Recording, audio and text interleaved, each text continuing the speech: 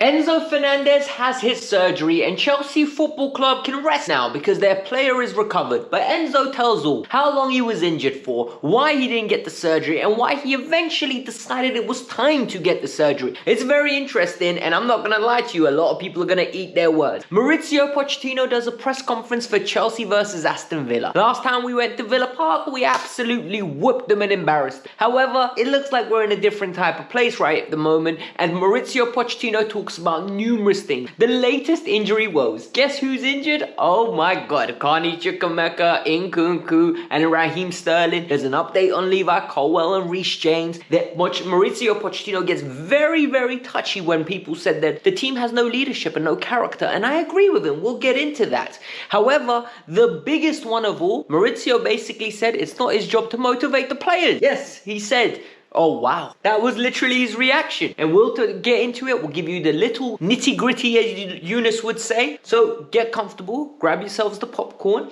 and more importantly, I need you lot to now support the channel more than ever. All right, I need you to hit the like button.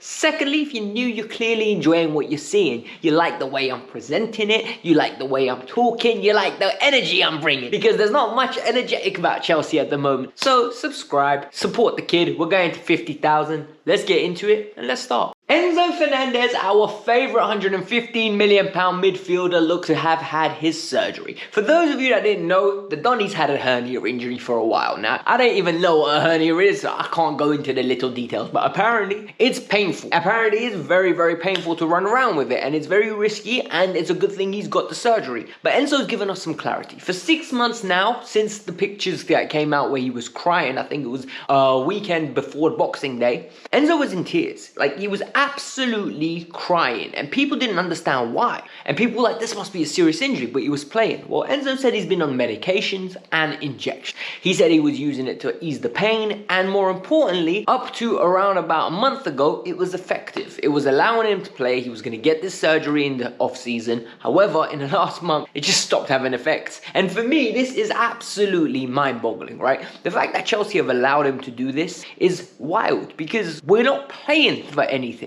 Like, unless Europa League football now is the be-all and end-all, I get it. However, Enzo's been doing this, and what's really alarming to me is he said until a month ago he decided he was going to have it. And now that he's had it, he's aiming to get back for the Copa America. One thing I'm going to say is this highlights to you how much Enzo cares. Nobody is willingly going to put himself through that kind of pain if he doesn't care about the cause for the club. Even if some of you are going to say he's doing it for himself because he loves himself, he wants to show everyone he's a great footballer. Well, him playing well is good for Chelsea. Him playing well gets Chelsea results. So it's very simple when you think about it, right? But Enzo's recovering, he looks good, and hopefully next year is going to be an arc where we start winning a bit more games. Because I'm not going to lie to you, I can't keep taking this negativity. Mauricio Pochettino came into the press conference and he was a book of joy today. Well, like, when I tell you this, it was literally one punch, second punch, third punch, fourth punch. Every little thing he said, it was like, oh my god, we have no luck. We absolutely have no luck. Injury news, let's get into it. Levi Colwill, not ready to play. He just came out for partial training, boy. So Levi Colwill is not available this weekend. He's making progress. Mauricio gave no time frame. He used generic terms, and the pictures that Chelsea put out, about how to get everyone excited, were basically done for that reason. To get people excited and stop them talking about the 5-0 defeat. Reece James, apparently he was in partial training, he's nowhere near to be playing. Mauricio Pochettino once again reiterated, partial training, he's close but not close enough. What does that mean? It's so generic. I don't know what to believe with those kind of statements. The ones that he gave us good detail on, Cole Palmer. Cole Palmer's in full training, should be playing. Thank God for that. However, this is where the problems start. It looks like Raheem Sterling's in. And a lot of you are going to say, oh my God, Raheem Sterling, who cares? I care, because we've got Noni Madueke and Mudryk at the moment underperforming, especially Mudryk. If anything, I think Mudryk should be getting dropped. Like, a lot of people are going to attack me. No, he has to play consistent minutes. He's not earning the consistent minutes. His performances have been stinky at best. Like, they've been absolutely stinky to the point where I think we need to freshen up on that left-hand side. But Raheem Sterling's got a back issue, and it's annoying.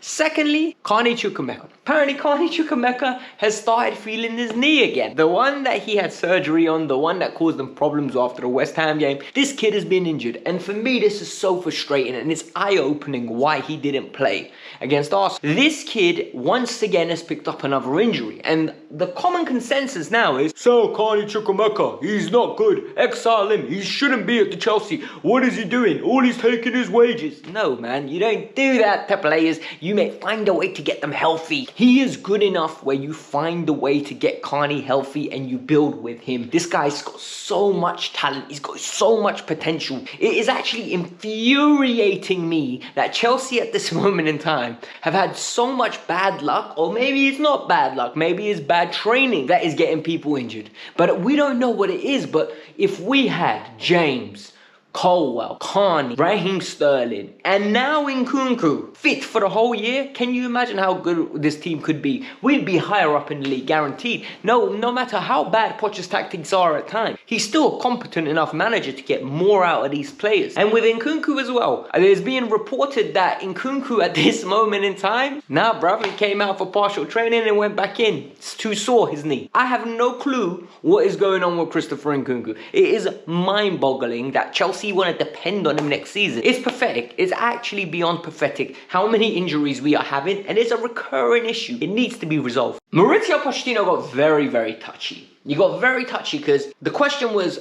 do you think you're lacking leadership? And he was like, leadership? Not at all. Like, you didn't, it's because one bad result and all of a sudden we have a leadership problem. This wasn't spoken about a couple of weeks ago. And you know what? I fully agree with him.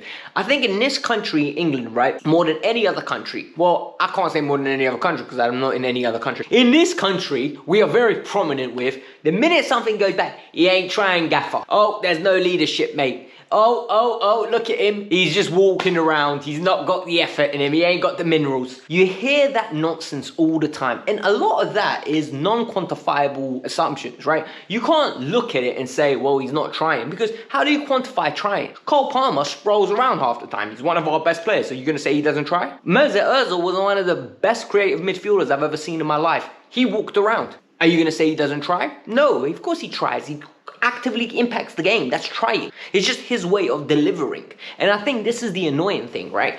We throw out cliches. And Maurizio's right. When we beat Manchester United, where was the, oh, they're not trying because we were 2-1 down and came back to 3-2. Were they trying then? Like, we need to be consistent with the narrative. And Mauricio Pochettino said, it's not that we don't have leaders. It's we don't react quickly when things go wrong. For example, Arsenal scored early. Things got badly. Then we weathered the storm. We had a good end to the first half. I agree. Whilst Arsenal were toying with us, we had chances. We had opportunities. We could have got back into that game. The second half, not so much. We conceded a goal. They went on a little spurt. Game over. Adios, amigo. They destroyed us. And he basically said that. He was like, we need to react better. We need to have more pride. We need to be quicker in these situations. But it's a young team. And I hate that excuse because Poch, low-key, it's your responsibility to have them prepped. It is your responsibility to have adjustments in place. When things go wrong, guys, sit back. Guys, get more compact. Guys, let's weather the storm. Grit together. Let's get together. It might not work for 1 or 2 games, yeah? And you get overran.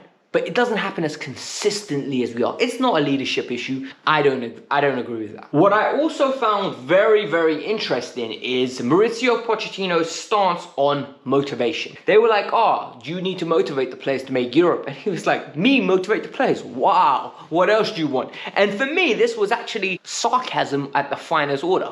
I don't think he's saying he's not the one that should motivate players. I think Maurizio's saying, why do they need motivation? They should have it intrinsically. And you know what? I agree with him. I think the manager's role shouldn't be to rally the troops, to say, come on boys, we have to try today. I think the manager's role is to set them up in an order, in a fashion with direct instructions and ensure that they're doing the best version of themselves. So for those of you that watch the NBA, you're going to understand what I'm saying.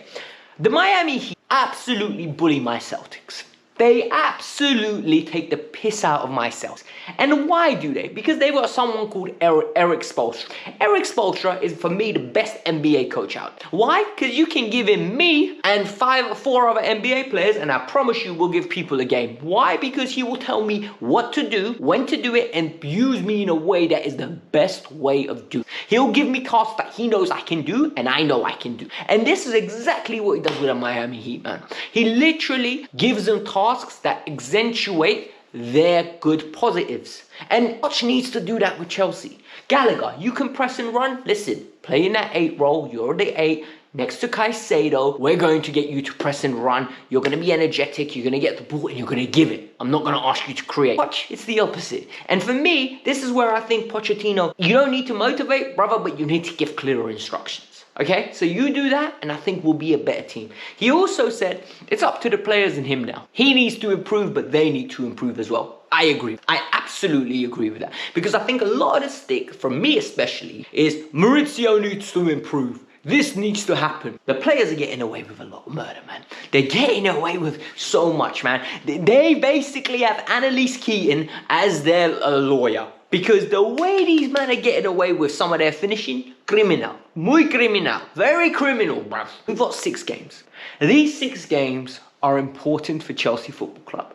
We've got Aston Villa away, Tottenham away. And if Chelsea somehow pick up 3 points at the bridge against Tottenham and somehow get something against Aston Villa, a lot of us are going to say West Ham, Bournemouth, Brighton and Forest. You have to get top 4 because it's in your hands. And what I'm going to say to you, there are 2 things that can happen. Number 1, Chelsea get top 6, and we are going to say, ooh, Chelsea made Europa League football. Progress. I don't believe that. Chelsea lose, I'm going to say sack him. I'm going to say sack him even if we win the last 6 games. I'm not convinced by this man. The people that I want Chelsea to go appoint next have a clear identity, a clear passion, have a clear chemistry. I don't believe in Maurizio Pochettino. There are 2 gentlemen that have my attention that I believe should be coming into Chelsea. One or the other, okay? One of them is emotional. One of them is because we love him, Thomas Tuchel. If there's an opportunity to bring the king back, bring him back. I'm begging you, go and get me my manager. Go and get the man that deserves this job more than anybody because he won us the Champions League. He won us 2 cups. He's got us to multiple 6 finals in 14 months. And you're trying to tell me this man isn't good enough to coach this team. Just so what if he's volatile? So what if he argues? Sometimes arguments are good. Sometimes you need it in the dressing room. And you know what? Bayern fans have started a petition. Keep Thomas Tuchel.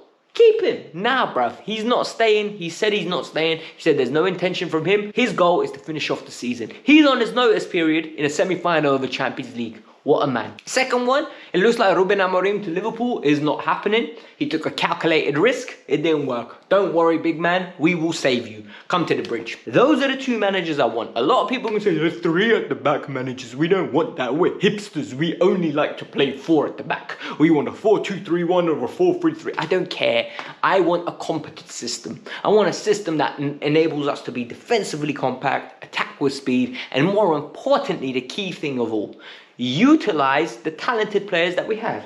The Enzos, the Caicedos, the Lavias, the Nkunkus, the Colwells, the Jameses, the Gustos, Palmers. I need us to accentuate their skill set. Once we do that, we're going to be a good team. The more we start focusing on a Robert Sanchez, the Sassy, Conor Gallagher, Mudryk, Noni, Jackson, we're going to be problems, man. They're not good enough. They're not the ones that you should be building a team around. They are supplementary pieces. You need to have star boys. You need to have the main pieces of the jigsaw.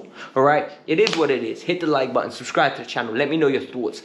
Let me know if you'd want Amorim or you'd want Tuchel, and if there's anyone else you would consider, because those 2 have to be on your list. Peace out. I'm out. Have a lovely day. The review will be coming tomorrow. Hopefully I'm in a good mood.